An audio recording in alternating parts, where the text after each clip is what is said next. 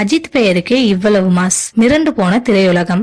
அஜித் நடிப்பில் 2022 வெளிவந்த வலிமை திரைப்படம் எதிர்பார்த்த வெற்றியை கொடுக்காத நிலையில் கடந்த ஆண்டு வெளியான துணிவு திரைப்படம் அஜித்துக்கு நல்ல கம்பேக்கை அளித்தது. அந்த படத்தை தொடர்ந்து அஜித் தற்போது மகிழ் திருமேனி இயக்கி வரும் விடாமுயற்சி படத்தில் நடித்து வந்தார்.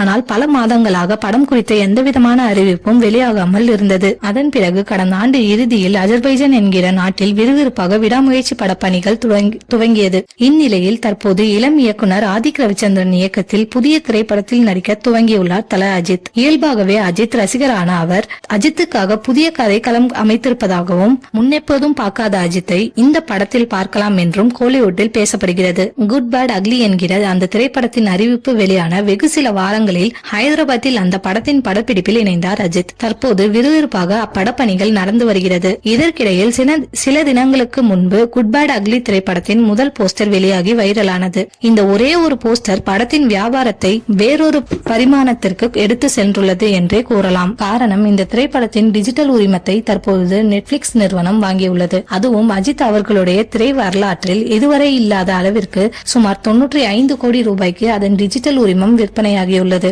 படத்தின் ஷூட்டிங் இப்போதுதான் ஆரம்பித்த நிலையில் மிக பெரும் தொகைக்கு அஜித் படத்துடைய டிஜிட்டல் உரிமம் விற்பனையாகியிருப்பது கோலிவுட்டில் பரபரப்பை ஏற்படுத்தியுள்ளது.